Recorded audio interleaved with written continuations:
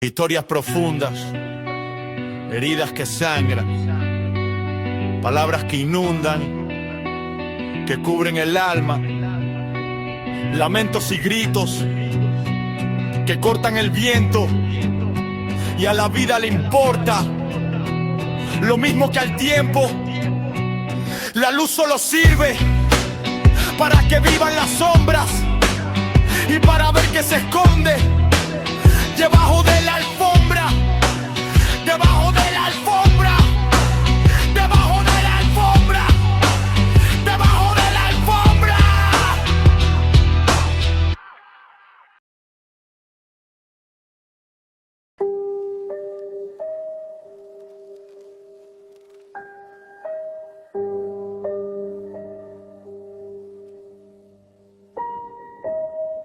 Hola. El 2 de abril de 1982, los argentinos amanecimos con la noticia que nuestras Fuerzas Armadas habían recuperado las Islas Malvinas. Con eso vino, primero una gran euforia. Y desde cada rincón de la Argentina, nuestros compatriotas aportaron su cuerpo y su sangre para ir a defender ese pedazo de tierra argentina en el sur. El Valle de Uco no fue la excepción, y aquí tenemos varios héroes y también lamentamos varios caídos en aquel conflicto. Hoy con nosotros está uno de los protagonistas, Roberto Romero. Él era parte de la tripulación del Ara General Belgrano, que fue hundido arteramente por la fuerza militar inglesa fuera de la zona de exclusión. Ya lo vamos a charlar con él. Es realmente un gran placer y un orgullo enorme tenerlo con nosotros hoy. ¡Debajo de la alfombra! Hola Roberto, ¿cómo estás? Encantado, muchísimas gracias por su invitación. Muchas gracias por venir. Bueno, un gusto. 44 años pasaron ya, Sí, pero así como en su remera dice prohibido olvidar, me imagino que dentro suyo debe ser una situación que cada vez que se recuerda, se revive una herida, ¿no? claro, bueno, es una frase que yo tengo muy incorporada. Nosotros tenemos una herida que jamás va a cerrar.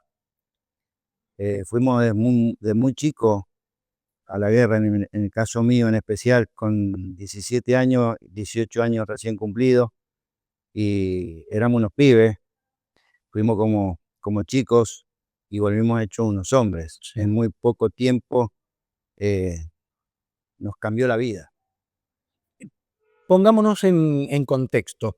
Usted formaba parte de la tripulación del Ara General Belgrano, que estaba realizando maniobras allí en el sur, pero que no estaba metido de lleno en la zona de conflicto. Claro. Bueno, cuando comienza la toma de Malvinas, nosotros habíamos navegado el año anterior, el año 81, que yo cuando egresé, fue en el año 81 egresé, y mi primer destino fue el crucero General Belgrano.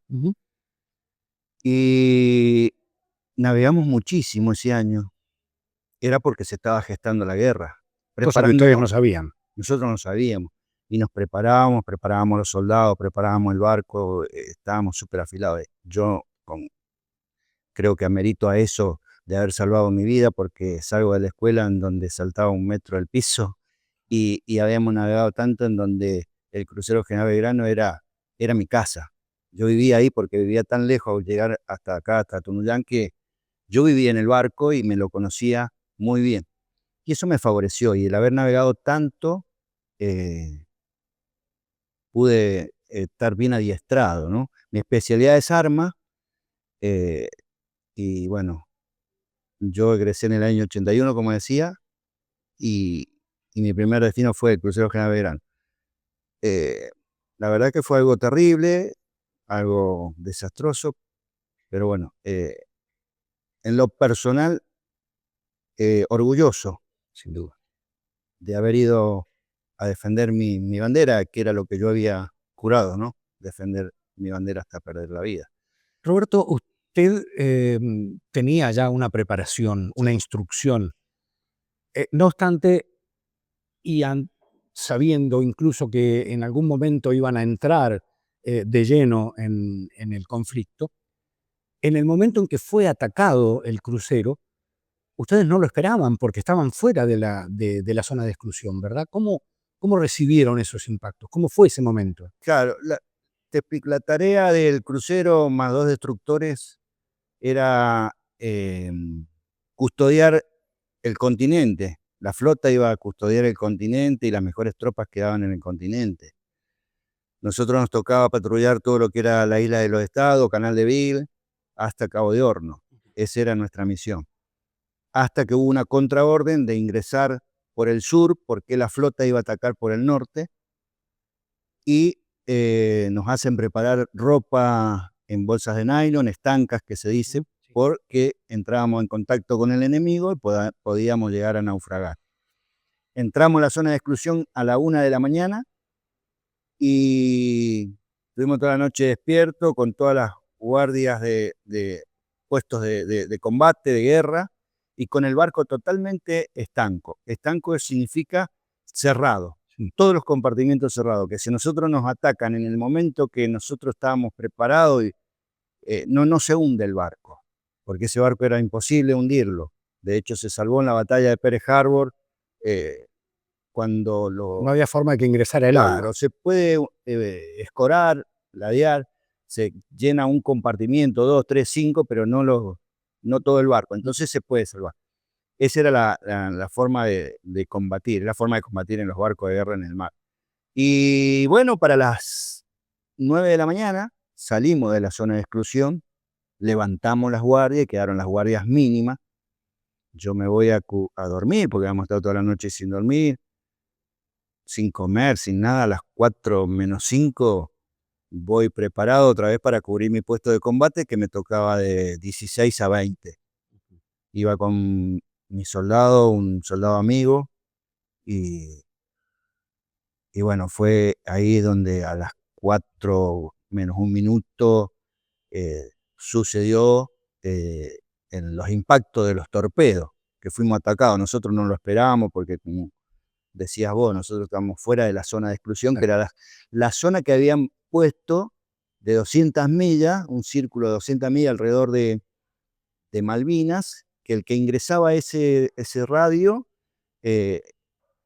entraba en combate. Claro. ¿Qué es lo que sucedió? Bueno, nosotros decimos que es un crimen de guerra porque, bueno, nos hundieron fuera de la zona de exclusión y estábamos muy lejos de esas combatir. 200 millas. Sí, sí. ¿Cómo fue el momento del impacto? Ustedes no lo vieron venir, o sea, no fueron aviones que los Para mí fue algo tremendo porque yo iba con siempre cuento esto, yo te cuento a mí, cada soldado vivió su propia guerra, ¿no? En su propio puesto de combate vivió su propia guerra. Yo venía con mi amigo, que digo, y veníamos con el equipo de mate y me dice Héctor Caballero, me dice Héctor, Cabo, dice, lleve el equipo de mate, dice, que yo voy a ir a la cantina, dice, a comprar unas galletitas, algo. Entonces yo ingreso al baño, era un pasillo, y él ingresa a la fuente de soda, que es un lugar de un esparcimiento, en donde se ven todas las cubiertas para abajo. Es hermoso el lugar, que es un lugar para tomar algo, para comprar y, bueno, compartir. Él está comprando y yo voy saliendo del baño cuando fue el primer torpedo, que casualmente fue ahí abajo, en la parte de máquina. Y levanta 5 o 6 cubiertas, y más ahí que todo eso era abierto, fue el fogonazo. Y a mí me agarra la onda expansiva, yo me acuerdo de algo naranja, y vuelo como 5 o 6 metros y pego contra el mamparo. Mamparo se le dice a las paredes, ¿no es cierto? Sí. Pego contra el mamparo del barco y me aturdió y quedé inconsciente. Ahí cuando despierto como a los 20 minutos, rodeado de agua, humo, gente que te pisaba, tratando de salvarse, gritos. Estábamos totalmente a oscuras, pues yo estaba en cubiertas bajas, que se llama, ¿viste? Bueno, ahí pierdo mi primer soldado. Y bueno, me trato de incorporar, de ver cómo poder subir a cubierta principal. Ya habían dado la orden de abandono porque los torpedos fueron exactos. Les pegaron en la parte de máquina, en donde lo dejaron inmóvil al barco, sin electricidad, sin poder hacer andar las bombas de achique, no se podía trabajar, no se podía hacer nada. Después le cortaron parte de la proa también, y bueno. ¿Cuántos torpedos vieron en el barco? 2, pero le tiraron 3. Uno pegó en la gran coraza de la línea de flotación para abajo, eran los grandes acorazados de la Segunda Guerra Mundial, y no penetró el torpedo, entonces continúa, y tienen un filo guiado los torpedos que captan el próximo blanco, que fue el destructor Bouchard. Le pega al destructor Bouchard, pero no lo hunde, le produce averías en máquina, que de hecho después era un peligro, andaba rescatando balsas con velocidad porque no podían andar, no podían parar. Pero fueron 2 torpedos mortales. Y muy certeros. Muy certeros. Se dice que, bueno, por ahí le dieron la data precisa de dónde ponerlo, ¿no? Por lo que fue, no se pudo defender, no nos pudimos defender. Ni bueno, la flota inglesa es una de las más importantes del mundo, digamos, o sea. Y su contrainteligencia es excelente. Sí. Así que eso es lo que nosotros decimos, que por ahí ellos tenían la información correcta, porque de la forma, de todas maneras, era un submarino nuclear con un armamento superior al que tenía el crucero. Si bien el crucero era un barco muy poderoso, tenía muchas bocas de fuego, por eso lo mandan a hundir también, porque era muy peligroso para ellos. La grabación de este programa fue posible gracias a la gente de G-Burger. Estuvimos muy cómodos y usted también puede estar muy cómodo y disfrutar de un excelente sándwich, hamburguesas, lomos, menú infantil en G-Burger, San Martín 933 de Tonuyá.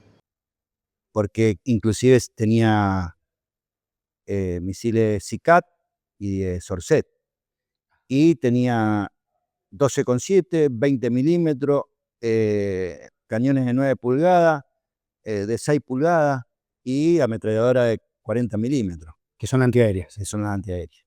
O sea que ustedes podían atacar desde el... Y se podía atacar aire y mar. O sea, nosotros podíamos atacar aire y mar. Y andábamos con 2 destructores que eran los que podían atacar subacuo, o sea, submarino. A uno de esos destructores fue el que le dio... Claro, le da un torpedo, sí. En el barco eran más de 1000 soldados, ¿no? 1093. 323 son los que fallecieron. Hay 300 desaparecidos. Hay 23 rescatados sin vida o que murieron y están en el continente. Esa es la cifra. Y 770 somos los sobrevivientes. Claro. Y 300 son los desaparecidos. Por eso, el mar argentino alberga el espíritu de esos 300 soldados argentinos. Sí, nosotros siempre los recordamos, y yo tuve la oportunidad de ir al lugar del hundimiento después de 20 años y poder dar un mensaje a mis amigos, mis soldados. Yo perdí todos mis soldados. Uno solo se salvó como me salvé yo. Cuando yo llego te paso a contar más o menos cómo fue mi anécdota, mi historia, ¿no? Yo cuando llego a cubierta principal, ya habían dado la orden de abandono, y cada cual tiene su balsa de abandono. Porque en un barco de guerra no es como un crucero de placer, es un barco de fierro que tenés que correr por una banda y volver por la otra, o sea, tenés sentidos de circulación, y cada cual tiene su rol de combate, rol de abandono. Correcto. Entonces teníamos balsas designadas. Cuando yo llego a mi balsa que se iba, con mis superiores, con los soldados. Y... ¿A vos te dieron por muerto? No, ellos me dijeron, se iba la balsa, y yo viste, le decía malas palabras. Sí, tratar de salvarse, uno hace cualquier cosa. El ser humano, viste, en la teoría está todo bien, pero en la práctica, en la cancha se ven los pingos, ¿no? ¿Vos sabés y bueno, mis soldados, mis superiores, todos, yo los vi que estaban vivos y se fueron y me dejaron, y yo tratando de salvarme, estaba en el barco, me tiré a otra balsa y no, me sacaron como... Porque claro, el barco se había ladeado hacia una banda, entonces los que les tocaba abandonar por el otro lado era como tirarse de un edificio, de 20, 30 metros, pegaban contra el casco, se mataban. Era imposible, entonces todos se tiraban por un solo lado. Y el primero que agarraba se metía. Yo tuve 3 intentos hasta que, bueno, encuentro un bolso que venía dando vuelta. Yo ya estaba con salvavidas, todo, porque yo iba a cubrir puesto de combate, ya iba bien preparado, bien equipado, con una parca que tenía impermeable. Y encuentro un bolso así que venía rodando y de los que nos habían hecho preparar la noche anterior. Y me tiré a una balsa en donde había gente que no tenía nada. Estaban heridos, los cueros del cuerpo, ¿entendés? De quemaduras. Y bueno, ahí eso como que me salvó, y me sacaron el bolso y ahí, y así todas las balsas eran para 20 personas y en esa balsa íbamos 33. 33. Con el correr de los tiempos, ¿no es cierto? Terminó, nos salvamos, yo buscaba a mis amigos y fallecieron todos. Se ve que el barco se llevó algunas balsas y aparentemente se llevó esta balsa, la que me correspondía a mí. Por eso es que mueren todos mis soldados y mis superiores. El barco cuando se hunde provoca Succiona un mucho, efecto de sí, succión. sí, succiona y se lleva. Inclusive el ancla, como le había pegado un torpedo en la parte de la proa y corta como 15, 20 metros de proa, se sostenía por los grilletes de la cadena. Las cadenas son Sí. inmensas y se terminó cortando los grilletes y se llevó la cadena con ancla, todo, y ahí aparentemente se llevó muchas balsas. Porque el oleaje y el temporal no nos dejaba alejar del barco. Claro. Nos tiraba arriba el barco otra vez. Hasta que, bueno, el que pudo zafar, zafó, ¿no? Pero había muchas balsas que no podían. Y se rompían inclusive, se pinchaban. Roberto, durante mucho tiempo una parte de la sociedad argentina llamaba a los excombatientes, a los veteranos, los chicos de la guerra o los chicos que fueron niños en la guerra. Yo no creo que fuera así, yo creo que eran hombres Ujú. preparados para la guerra. No obstante, en una situación de emergencia como la que vivieron ustedes, como la que les tocó vivir en el ARA General Belgrano, la desesperación le llega igual a la persona, porque ahí ya deja de ser el soldado, el cabo o el superior, y es el ser humano. Ujú. Y todas las situaciones que uno se pueda imaginar seguramente le pasan, y más en ese momento. ¿Cuánto tiempo ustedes estuvieron luchando contra la muerte? ¿Y cuánto te pareció o cómo lo viviste en ese momento? Para nosotros éramos muy pibes, yo era muy pibe, yo pensé que no me iba a salvar.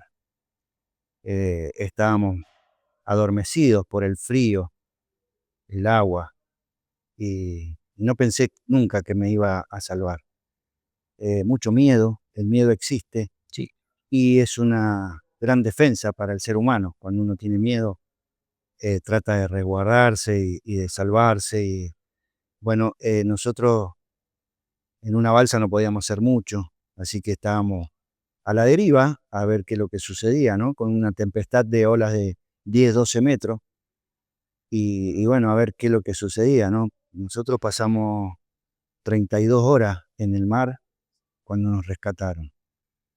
32 horas. 32 horas. Esa noche nosotros nos hundieron a las 4 de la tarde, a las 6 de la tarde ya era de noche en la zona del sur. Y bueno, dijimos, vamos a prepararnos para pasar la noche. Los dos destructores que andaban con nosotros se alejaron porque para salvarse, calculo yo, fue la orden que tenían. A nosotros nos dolió mucho porque nos dejaron y podrían haber salvado más, rescatado más balsas en menor tiempo y no con tanto. Y bueno, a las 6 horas volvieron a la zona donde fue el hundimiento, pero con el gran temporal que había, eh, no estábamos ya en ese lugar. Nosotros íbamos atados unas con otras las balsas, era un trencito de balsa, esa era la orden, pero tuvimos que desatar porque las olas eran de 10, 12 metros y cuando llegaba a la cresta de la ola, la ola era un mar de fondo, se le llama, Sí. que no es una ola rompiente como la que vos ves en la playa, Claro. ¿no? Y eso, cuando nosotros llegábamos arriba de la loma, desaparecía y quedamos sin el piso, ¿no es cierto? Y caíamos a 12 metros, ¿viste? Otra vez sobre el agua, Y se rompían las balsas. Así que optamos por cortar y cada cual a ver qué es lo que sucedía. Y nos comunicábamos a través de silbatos, algunas bengalas, hasta que, bueno, pasamos toda la noche y dijimos, no tiremos más nada, bengala, nada, entre nosotros para comunicarnos, porque ya nos habíamos quedado solos, no teníamos balsas alrededor.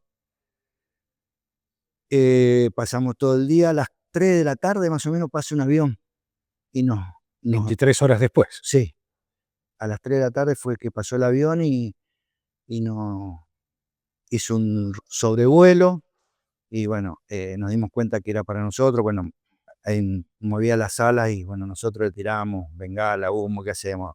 Hasta los remos le tirábamos. Sí, claro. Y bueno, y dijimos, ya nos van a venir a buscar, nos van a venir a buscar, nos van a venir a buscar, y se hicieron las 6 de la tarde, otra vez de noche, y bueno, vamos a tratar de aguantar una noche más. No vinieron. Lo que pasa que era eso, el problema era que se habían dispersado tanto las balsas con el temporal que había, que era muy difícil, era rescatarlas, ¿no? Así que a las 2 de la mañana nosotros también habíamos puesto un vigía arriba de la balsa, porque las balsas estas son con techo, habíamos puesto un vigía y lo teníamos entre todos, ¿no? Para que mirara a ver si veíamos algo, si venía alguien, hasta que, bueno, un reflector nos dejó así como de día, ¿no? Barco argentino, venimos a rescatarlo. Eso me quedó grabado.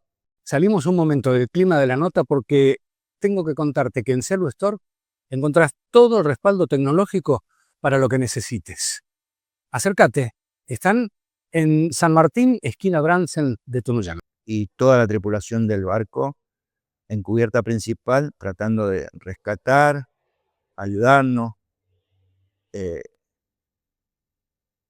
Me acuerdo yo que me tiraron como un columpio dentro de la balsa. Yo fui uno de los primeros que subí porque, como fui uno de los últimos que había entrado a la balsa, me había quedado en la parte de la orilla. Y bueno, subí y me agarraron entre tres y le digo, no, si no estoy herido, ahí hay gente abajo herida.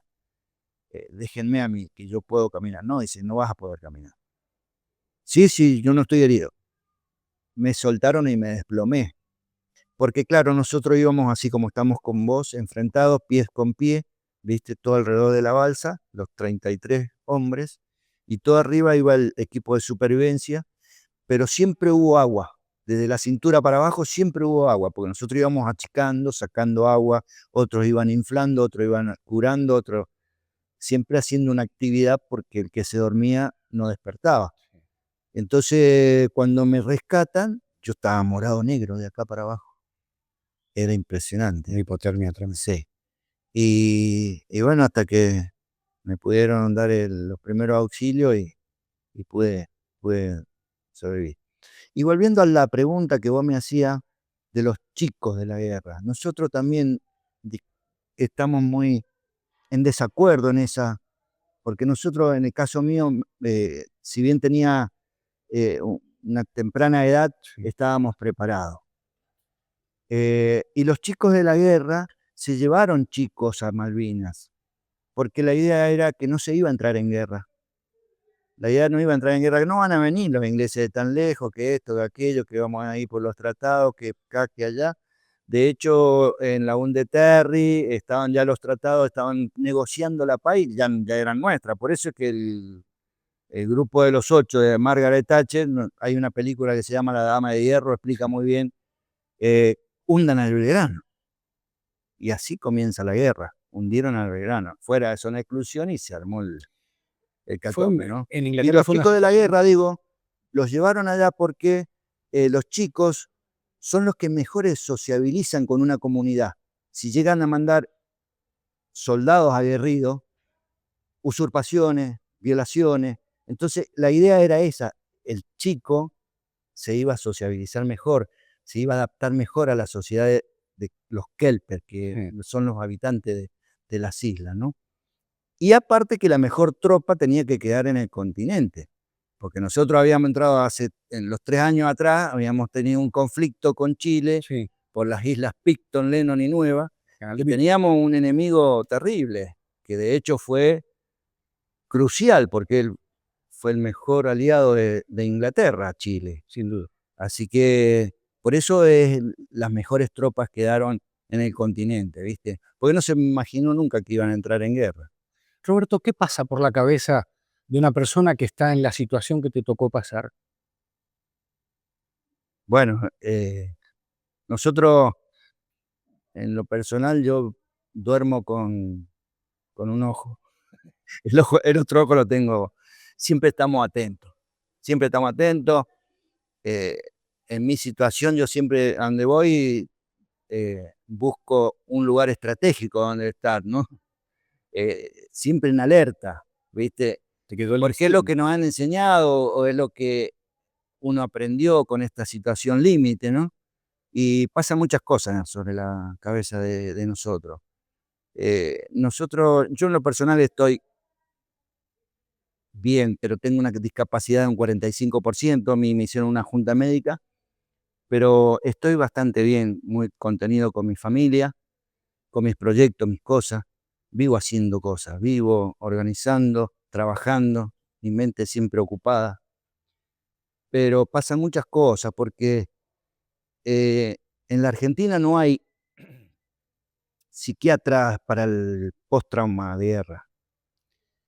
Hay psicólogos, psiquiatras para aquel que perdió su vivienda o pierde un chico, pero no para los soldados que han estado en una guerra. A nosotros nos tocó vivir cosas muy duras. En lo personal, gente que muere en tus brazos, decidir qué hacer con un muerto, pisarle bueno, ni te puedo expresar cosas que por ahí son muy íntimas, que duelen mucho, y esas son las cosas que te caminan en la cabeza. Es una herida que jamás cerrará. Y en aquel momento pensabas en tus padres, en tus Sí, hermanos. sí. Sí, yo quería venir a ver a mis padres. De hecho, la guerra continuaba cuando nosotros el 2 de mayo nos hundieron.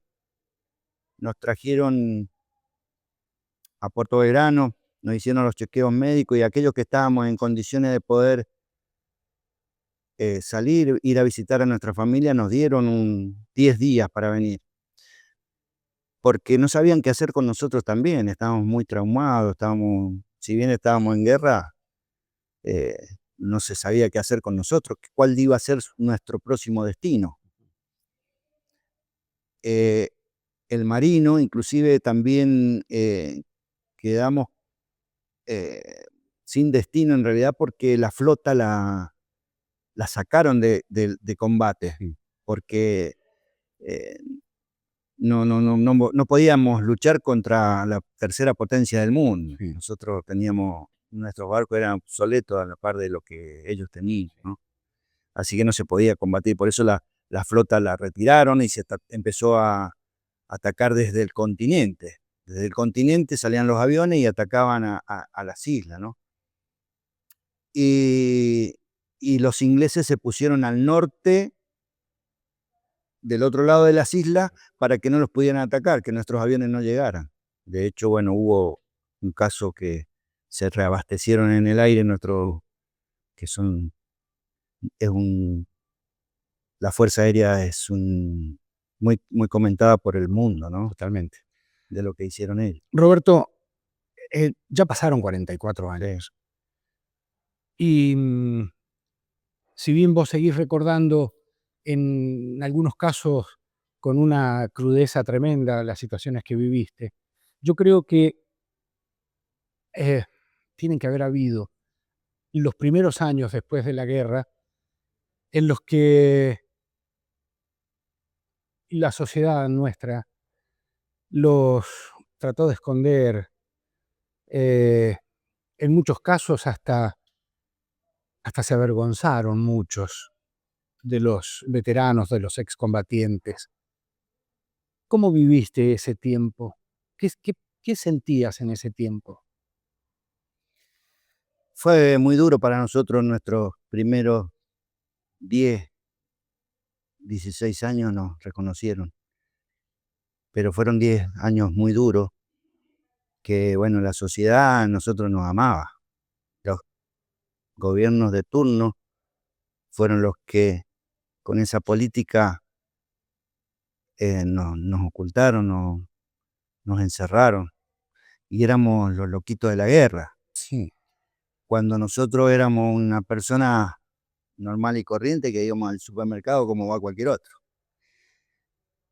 Gracias a Dios me tocó estar en Tierra del Fuego, en Ushuaia, que es la capital de Malvinas. Y en Malvinas, en Ushuaia se vivió lo que se vivió en Malvinas. Malvinas es parte de la isla grande de Tierra del Fuego. Y en Ushuaia vivió los apagones, vivieron la guerra y comprenden la situación y fuimos muy bien albergados los veteranos de guerra. Veteranos de guerra de Tierra del Fuego lo ama el pueblo, lo ama el pueblo. Tiene más poder que un político. De hecho, en Tierra del Fuego se habla de Malvinas, nada más en Ushuaia.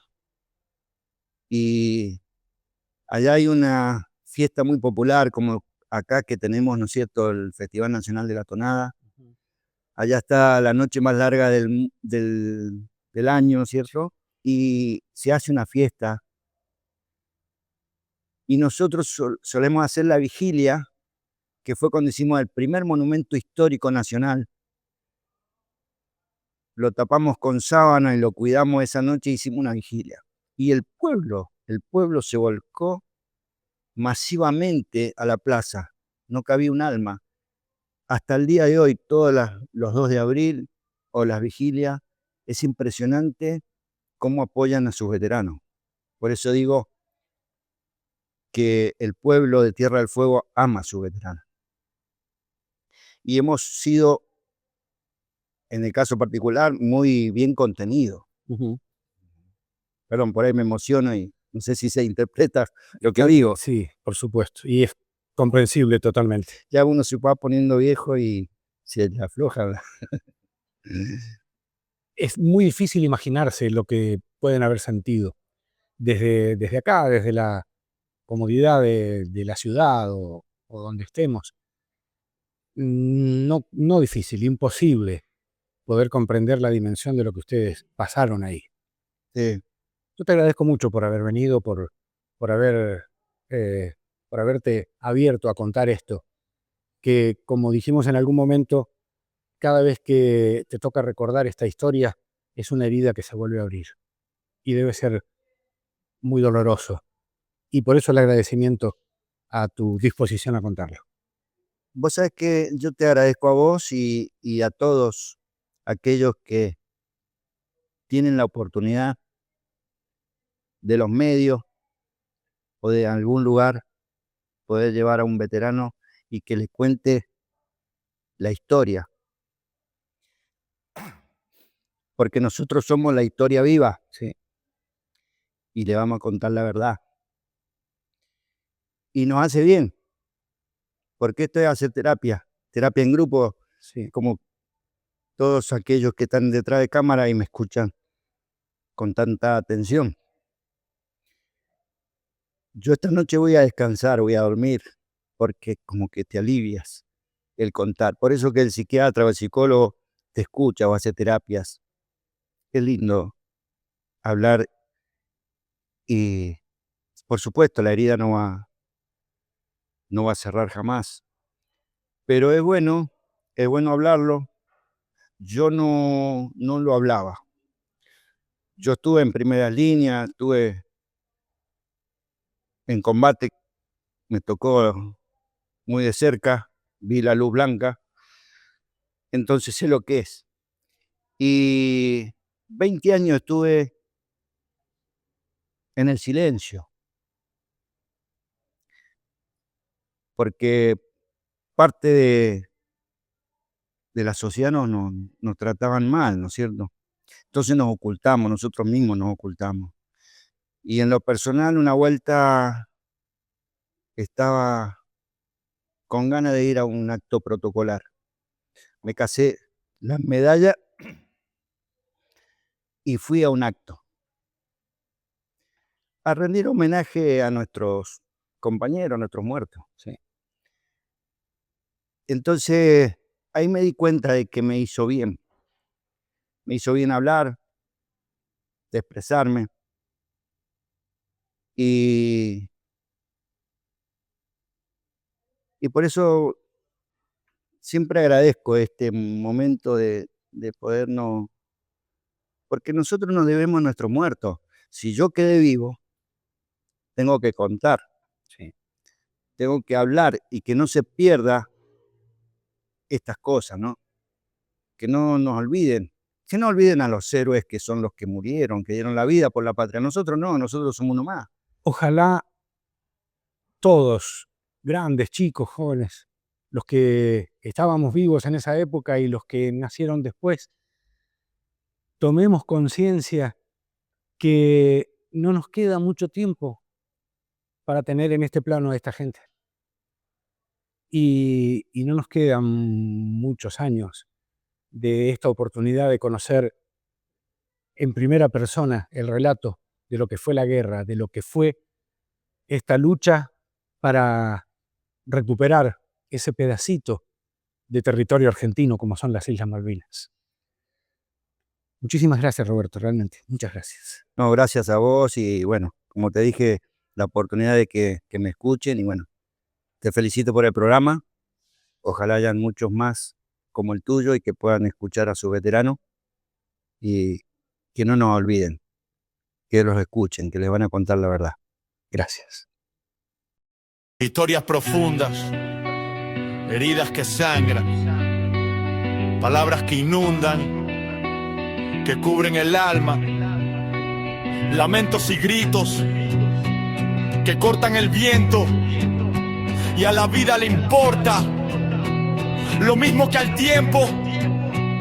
La luz solo sirve para que vivan las sombras y para ver que se esconde debajo de la alfombra.